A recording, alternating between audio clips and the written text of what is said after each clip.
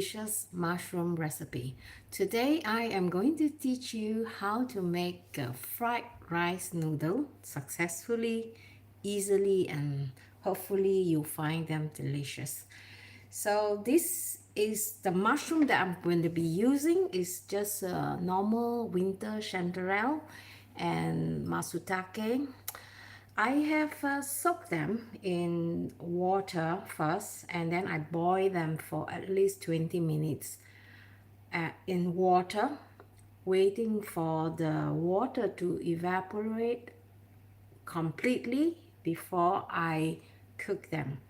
The reason why I do that because I tried experimenting earlier on uh, for the past 7 days, and every time I cook using this water boiling method, I felt like the mushroom flavors are more intense, and it's much healthier to rather than to fry them in oil, right? You've seen a lot of people or videos they are using butter, and I find that it is far too much oil in cooking, because mushroom is just like a sponge. It will just soak up all the fat from the oil or from the butter. So cooking in water is not just making the mushroom more tastier, but it's also healthier. So I hope you can try this method too. Just boil it in water until all the water evaporate. So now this is strained. I remove all the water, and then now this is ready to be used. So of course you can use any kind of mushrooms, and I slice them very thinly. So I'm going to show you how I marinate them. The one thing with frying rice noodle, some people experience, hello Michelle, a lot of people experience like the noodle will get stuck onto the pan, right? So in the past, I used to experience that, and it's very annoying because you don't want to wash a pan full of stick noodles onto your pan. So I'm going to show you my way of using a stainless steel pan. This is the one that I got, and I find that it is very useful. You just need to learn how to control the temperature, and you will not have any problem. So before I go further, let me just show you what you need. All right, here I have all my ingredient. I'm going to show you, don't worry. This is my tiny little kitchen.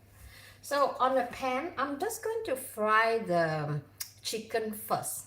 But before I do that, I need to marinate them. So I'm going to just marinate them in just some normal Asian marinade. So over here I have this chicken, and usually I like to keep it simple. Some light soy sauce.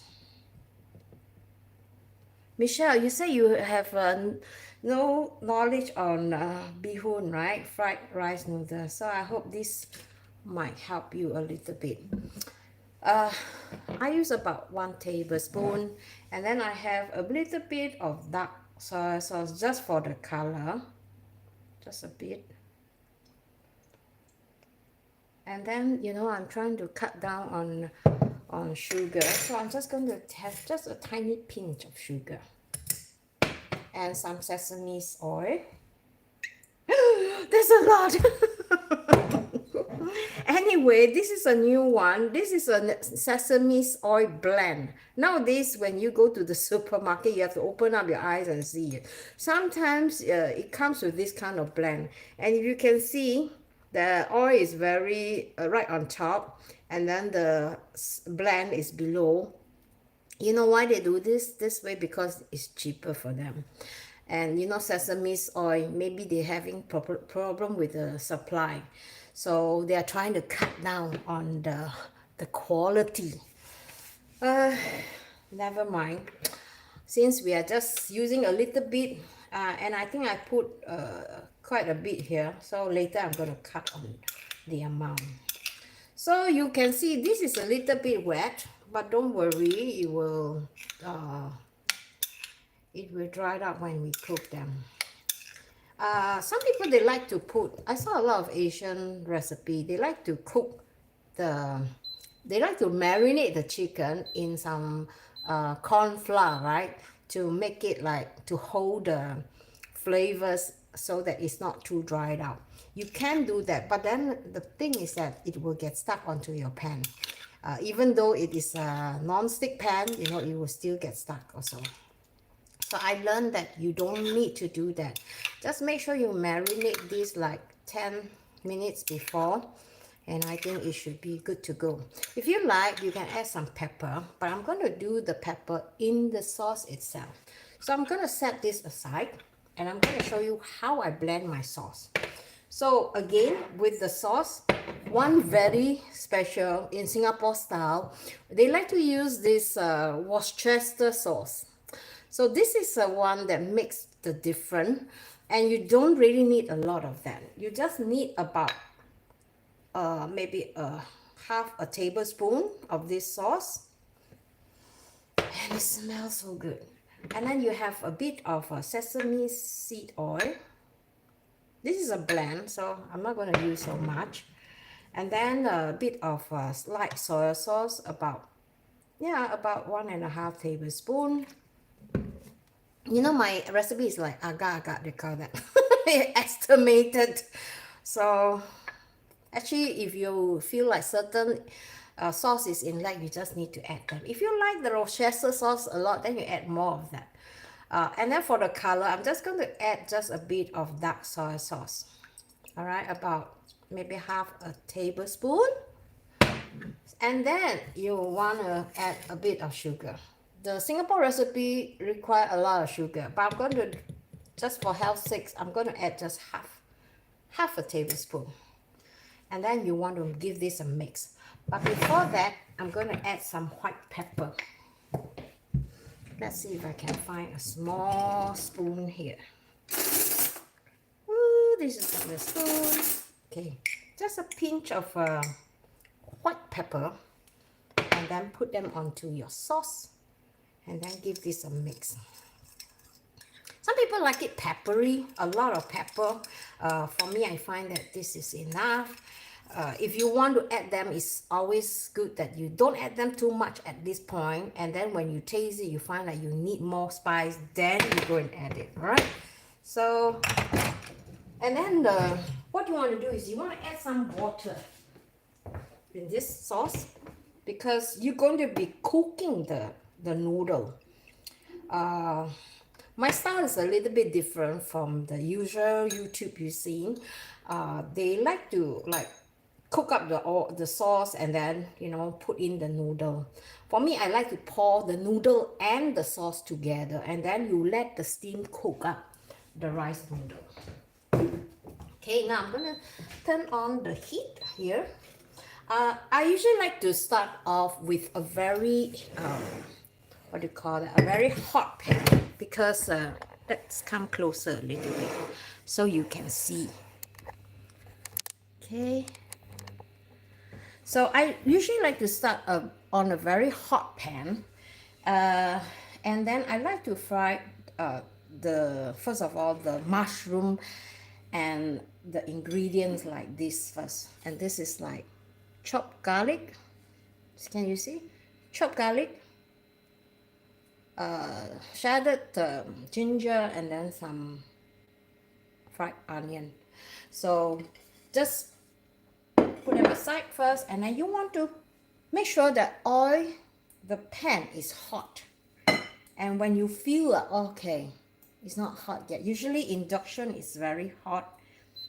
So we have a setting here called P. This P will speed up the heat. So you see now it's really hot. So I want to reduce down to number 9, and then I pour in the oil.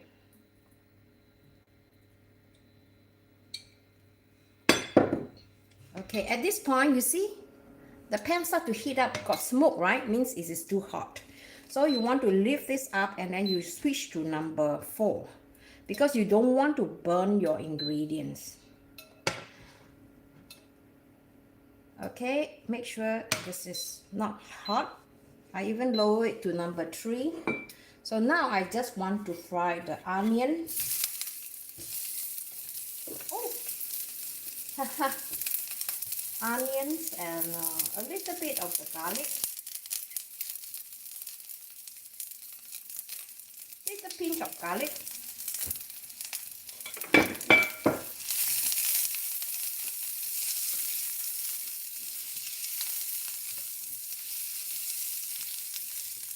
And because I have pre-boiled the mushroom, so you don't have to really cook them for too long time. So you just want to just blanch them with the seasoned oil.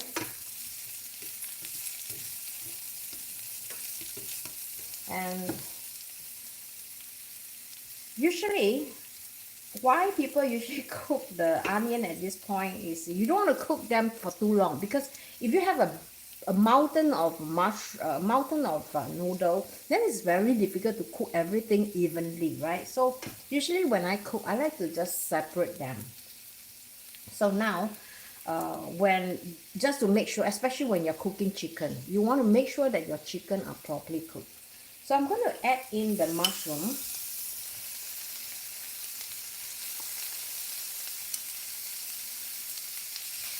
And just fry it for a while, just to let the flavors of the garlic and the onion be absorbed by the mushroom. Mushroom is like a sponge. So at this point, you just want to quickly cook them in high heat a bit, quickly, so that you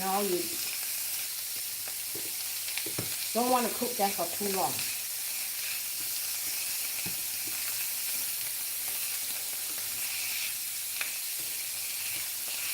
And you also want to make sure that the onion is a bit crunchy, yeah? So I'm going to move my ginger and my garlic, turn off the heat, and this is it. This is it.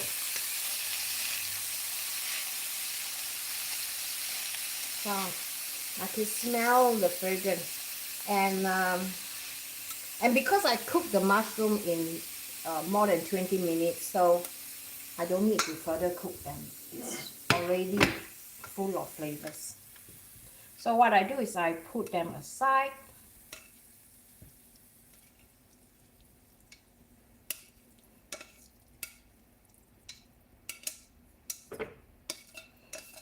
You know, last time when I cook using these pans, I try to avoid cooking this with this pan, but now I know the technique how to cook this so that your pan will not stick onto, so that your food will not stick into the pan, is the temperature, the control of your temperature. You see, now I don't have anything that stick onto the pan.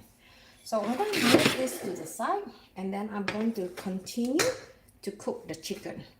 So for the chicken, I like to have a higher setting from the beginning, just to marinate, to heat up the oil with the ginger, so that it has this really strong, nice ginger flavors. So a little bit of oil. Don't need to use so much, because you know what I mean later on. You don't want to heat this further. Reduce the heat. And at this point, I'm going to add my ginger. Okay, I'm going to just add 2/3 of my ginger. And you like to cook this in very, very slow and weak heat, because you don't want to burn the ginger. You just want to fragrance the oil.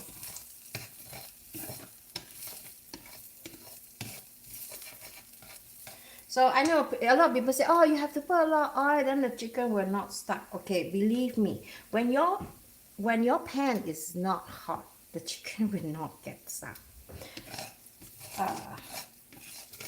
Now, remember the chicken? Now, smell it. It's really fragrant now. So you can put down your chicken. And I know what you're thinking. Oh, then the chicken will be like cooking in the stocks. Yes, you're supposed to cook them in the stock. Because if you just have too high a heat, then the chicken will, yeah, it will cook very fast, but then you know you will find that it will stick onto the pan. You see, it doesn't stick onto the pan. So now at this point, make sure you always have control on the temperature. When you look at the pan, like, oh, okay, now you could increase a little bit. So I'm going to increase to number 4 or number 5. And if you see nothing happen, then you increase a little bit. So in this case, you are in full control of the temperature. And then the chicken will not dry out too.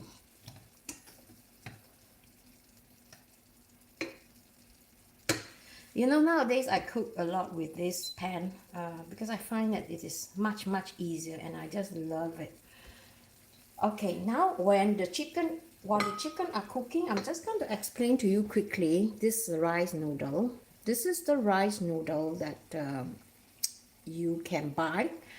Hello, freeze to fly. Nice to meet you. Okay, now this is a rice noodle. You can get them in the link in my video description.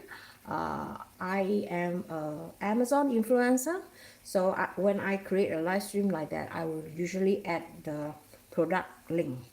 So you can also find this in the local supermarket or Asian store, and it's really easy to get them. Most of them would have this.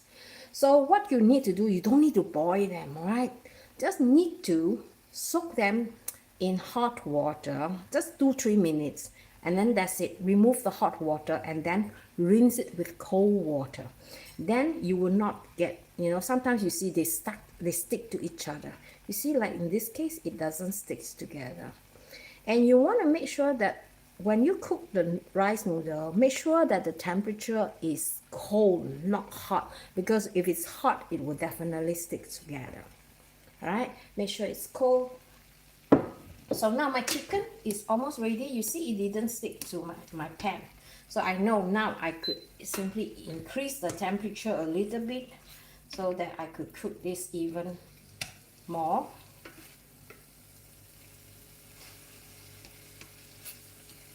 If you have any questions, don't be shy to ask me. I'm here to help you if you have any problem.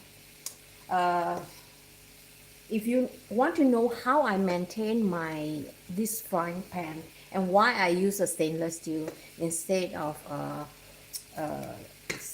what do you call it, non-sticks, because I'm sure you heard about stainless steel is much healthier and better than non-stick. And how I maintain it is I use a fat oil, you know, the pork oil. We call that in Sweden Easter fat. You can buy them in the supermarket. You know, just ask for pig fat, and it's white in color. So what I do is that once a month I will season my pan.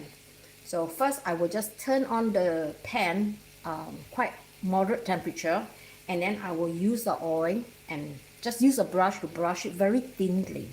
And then you let the pan smoke out. So when the pan smoke out, you quickly remove it and then you let it cool down. After it's cooled down, you use a paper towel and you just wipe the fat again. If you like to repeat them, you can repeat them. If your pan is like a lot of stain and it's not so well maintained, so you want to repeat them. But otherwise, one time is enough, once a month, depending on how often and what you use it to cook on. So I see now that chicken is getting hotter. You see, it doesn't stick to the pan, right? So just make sure the chicken is cooked. And by cooking the chicken separately, you know that now it's getting hot. So you will know that, you know, the chicken are properly cooked. Yes, the chicken. I see how you cook on low and then now it's hot. Yeah, it's better to start from low first. Just to be sure. Chicken and ginger are couple, you know. They are like lover. So if you cook them, the chicken, the ginger will help to eliminate the smell of the chicken. So the chicken definitely tastes better if you fry them together. So now, just to make sure your chicken are properly cooked. So now I want to lower the temperature because I don't want to like overcook them. But just to check, all right, when you see the chicken, I cut them into really, really thin slices so they are cooked. But if you want to you want to be sure, you just need to heat up again, and then just make sure, you know, you watch every piece that are not raw, all right? Because when you eat raw chicken, you can get into a lot of trouble. Okay, now the chicken is done. I'm just going to transfer them over a bowl. Transfer over the bowl.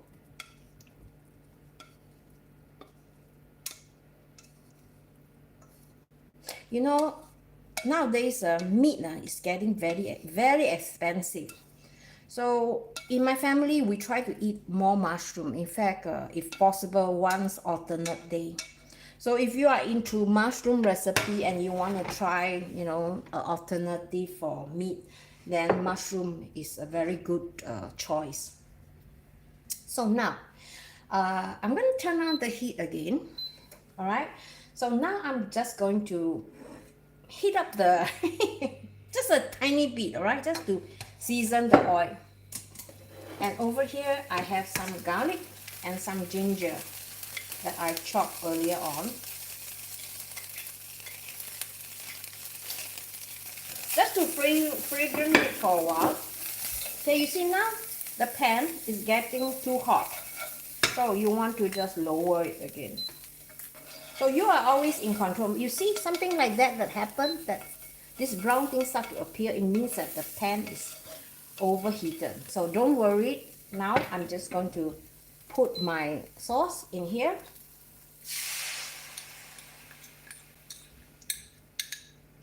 And increase the temperature to number 4.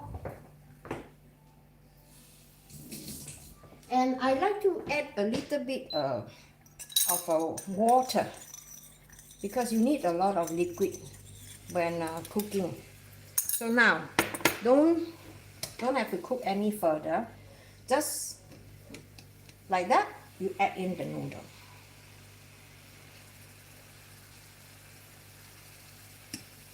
So when you are adding the noodle, make sure you have a low heat, all right?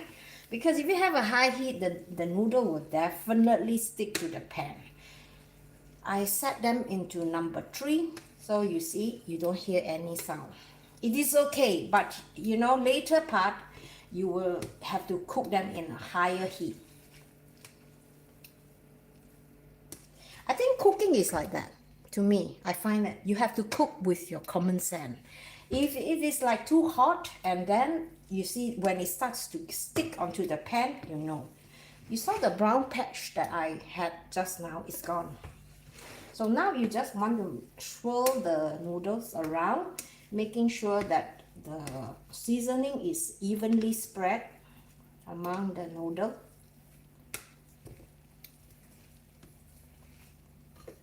I notice when I have more control on the temperature, I am more relaxed. You know, Asian cooking, you know, you always see those seafood and then they are all stressed out. No, don't do that, because you know, you still will get the same flavor. It's just that you have to learn how to relax when you cook, then you will find it more enjoyable. So now I am quite evenly spread already. So I can turn on the heat a little bit more. Alright, I have it number 6 now, because now I just want to cook up the noodle. Remember, don't overheat it, because if you overheat it, your noodle will stuck onto the pan again. Alright, yeah. And I'm going to to get some more water because you probably need that. Just a tiny bit. Because the reason why I do that is because I want to let the water underneath boil so that it will steam up the noodles. I heard that you can steam these noodles too.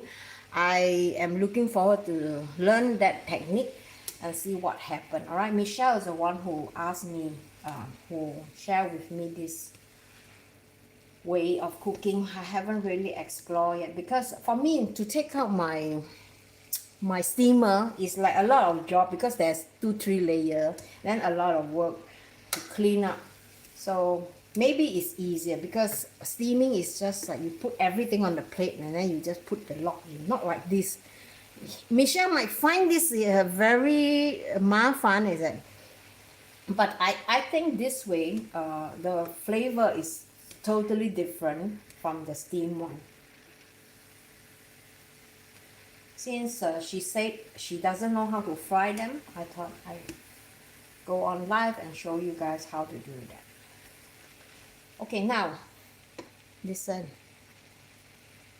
Can you hear that? It's not like so, right?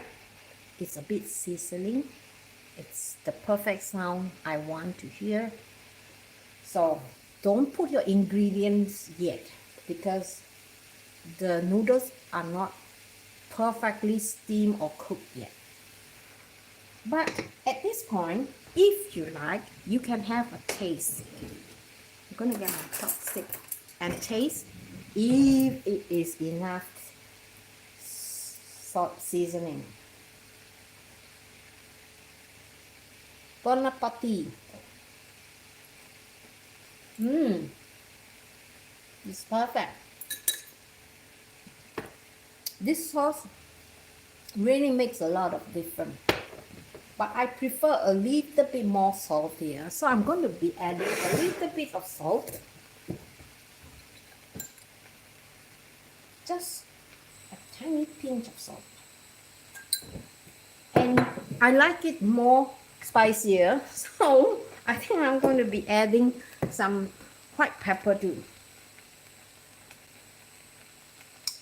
Okay, you heard this sound right because this pan is not in the position. Okay, now time to reduce it again. You see now it gets stuck to the side. It's okay. Use a chopstick or something to just to swirl it again. And then you want to just turn it over.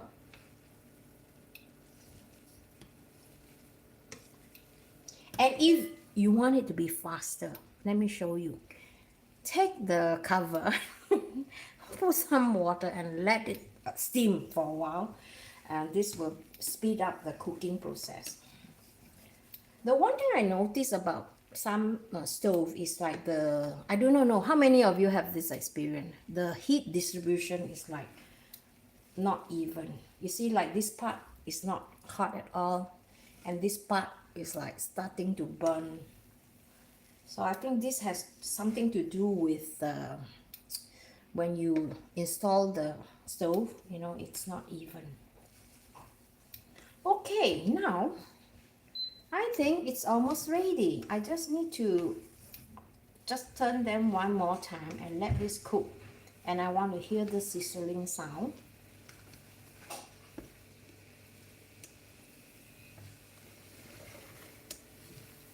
Okay, now I'm going to put in my vegetable, the mushroom.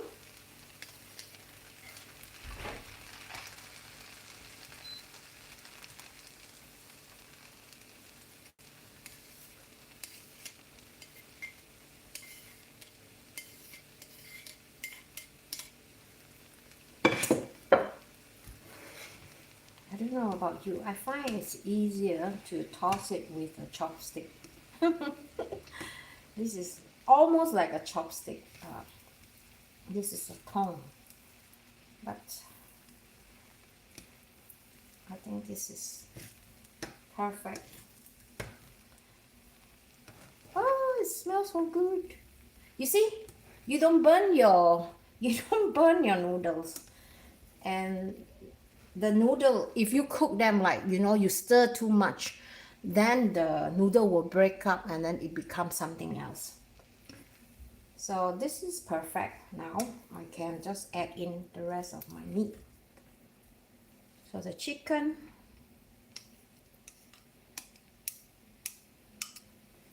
if you like, you can make an omelette and put it on top. That's what we do in Singapore.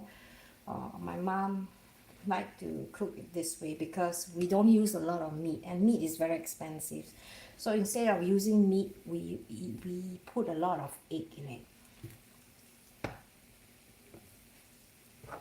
So now the food is ready. The last touch, I have some iceberg salad. So usually I don't like to cook them. Usually I just, sprinkle them on top when I eat them because I want to feel the crunch. So this is how I do it. So I usually just put the salad on top like that. Alright, and then I'll just scoop up my noodle. And now I'll put them in the center. Easy, right?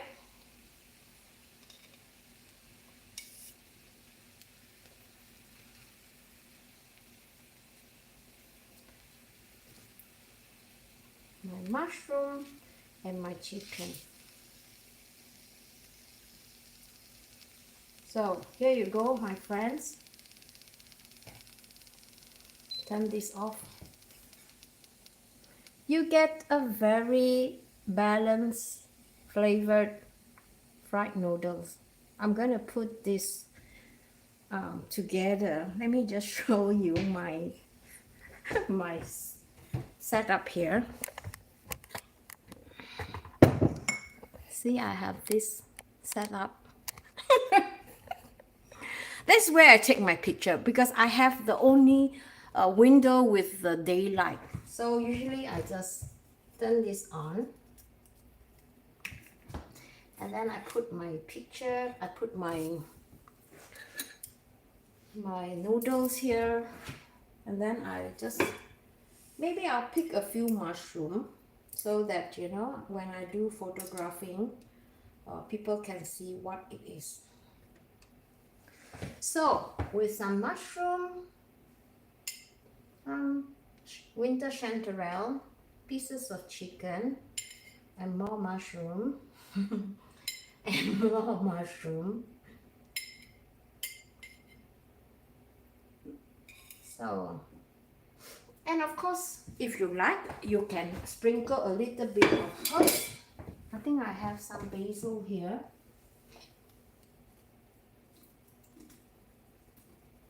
Just for taking pictures. Let me just wash this. And then I'll just put one basil here and one basil here. Ta-da! And then I'll take a picture because it's what time is it now? Let me just see. Oh my god, it's just 3:16 now. This is 3:16 now. Okay. So my fried noodle. It's getting darker. So my plan for you guys on this coming season, you guys know I like to do live streaming. It's very difficult for me to like set up time to do video. So I hope I can do more of this kind of live streaming so that I can not only get to know you, you can also start to ask me questions, like certain things that you may like to know more. I make it look very simple. Okay, it is simple. It is very simple, don't you think? So I am planning to do more of this kind of live streaming, but my focus is going to be like a cheaper alternative for meat. So you guys know I love mushrooms, and I would like to just put focus on mushroom because I notice a lot of people are writing to me and say, hey Esti, I like, the way you do your video recently, that you are focusing on mushroom, which is what we love and want to do and want to learn. So besides cooking, I also plan to maybe show you guys how I do certain craft like mushroom decoration for Christmas maybe. And I think this way you don't spend so much money on Christmas decoration. Try to save as much money as possible. Don't spend it unnecessarily. And I hope this type of content, you will find value in it, and that it will benefit you, your pocket, and your health. So I am planning to just focus on mushroom, and I am going to do another live streaming, hopefully tomorrow, because I have made some lights. There is my lights. Let me just show you my lights.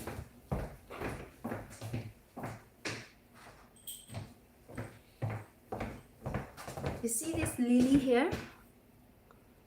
Isn't this cute?